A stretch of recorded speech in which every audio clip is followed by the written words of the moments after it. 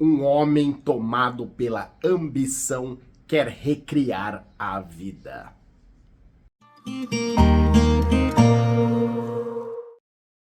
E aí, pessoal, espero que estejam bem. Frankenstein, de Guillermo del Toro. A primeira coisa que eu digo é que não é exatamente terror. Então, se você é muito fã de terror e está esperando por isso, talvez se decepcione. E ao contrário, se você não gosta muito do gênero, talvez goste desse. Eu diria que é mais drama e suspense. O Del Toro prefere a reflexão da humanidade ao horror. Essa sensibilidade para fábulas, misturada ao estilo visual dele já mostrado em O Labirinto do Fauno e do vencedor do Oscar, que não merecia, mas isso é outra história, A Forma da Água, fazem ele a escolha perfeita para dirigir o filme. Essa adaptação parece mais fiel ao espírito do livro da Mary Shelley do que muitas feitas até agora, começando lá pelo Frankenstein de 1931, que criou a iconografia clássica do personagem com o Boris Karloff com parafusos na cabeça. E lembrando que apesar de Frankenstein ter ficado associado ao monstro, esse nome originalmente é do criador, não da criatura. Aqui isso é importante. A narrativa é dividida em duas partes, o que espelha o próprio romance da Shelley, que é um romance epistolar, ou seja, os leitores conhecem a história por meio de cartas dos personagens. Drácula também é assim. Então o filme é um relato fragmentado, contado por dois pontos de vista principais. Primeiro seguimos Victor Frankenstein, com toda a sua arrogância, seu delírio de poder e crença quase messiânica de que pode controlar a própria natureza. Depois o olhar se desloca para a criatura. É como se o filme também ganhasse alma nesse momento, saísse da cabeça do cientista e fosse para o coração do monstro. Aviso que o ritmo é lento, mas não é um filme parado e tem vários momentos de fúria e tensão. É uma narrativa mais contemplativa, com muita humanidade. E essa humanidade aparece justamente naquilo que há de mais falho no ser humano. Victor é o retrato disso.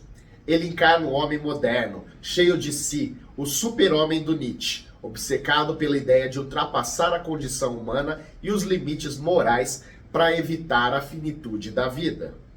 Quando ele finalmente dá vida à criatura, o que nasce não é o seu reflexo como homem, mas um gigante com cérebro infantil, como um bebê com tudo a aprender e com dificuldade de aprendizado. Victor se frustra e não tem paciência em educar o seu filho. E esse filho, ao contrário do Victor, que quer ser um deus, só quer ser amado. Um abraço bastaria. E esse contraste torna a história poderosa. Dá para traçar um paralelo entre a figura de Victor com a figura central do filme Sangue Negro, do Paul Thomas Anderson. A história de um petroleiro que, consumido pela própria ambição, cava cada vez mais fundo até perder qualquer traço de humanidade. Victor Frankenstein segue o mesmo caminho.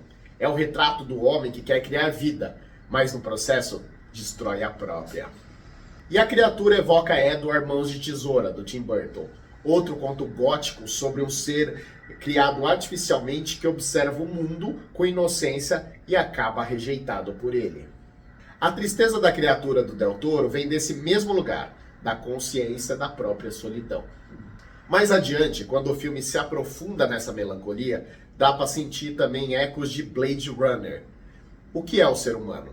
O que nos faz diferentes de uma criação artificial?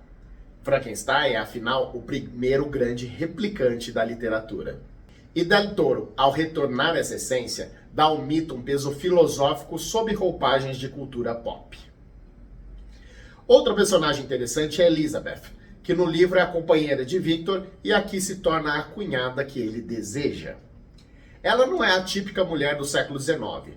Ela aparece deslocada no tempo, é mais moderna, mais lúcida e serve como espelho do que o Victor perdeu.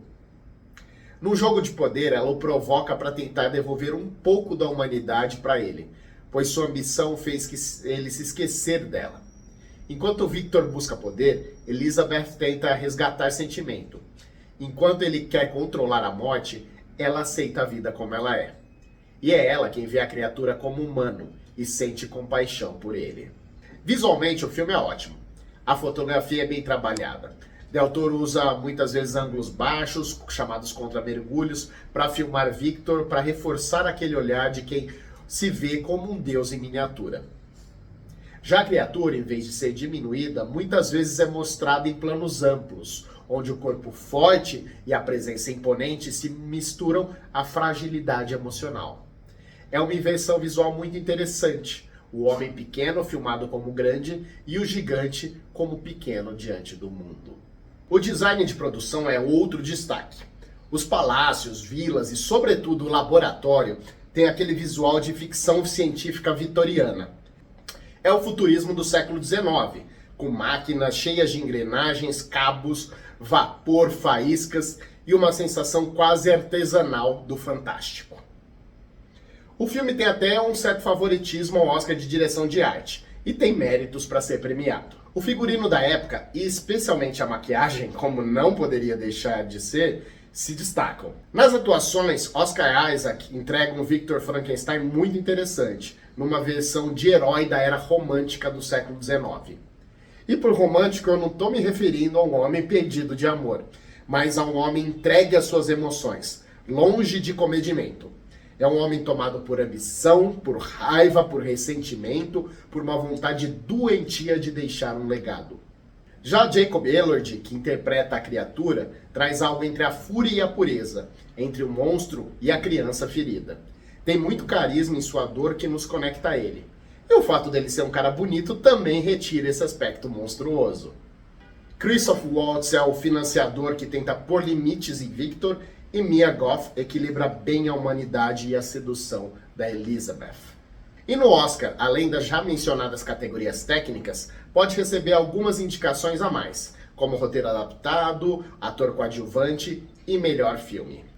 No fim, o novo Frankenstein de Guillermo del Toro é uma fábula trágica sobre o que nos torna humanos e sobre o quanto o desejo de ultrapassar limites pode ser ao mesmo tempo fascinante e destrutivo. É o homem tentando ser Deus e falhando miseravelmente. O criador que abandona a própria criação e o monstro que só queria um pouco de amor. Nota 8. E você que já viu? Sentiu falta daquele terror clássico ou gosta mais dessa abordagem reflexiva? Deixa aí nos comentários. E se inscreva no canal para poder receber mais o meu conteúdo. Eu também recomendo que você veja o meu pitaco aqui embaixo sobre outro mito do terror, o Nosferatu. E fica o meu abraço!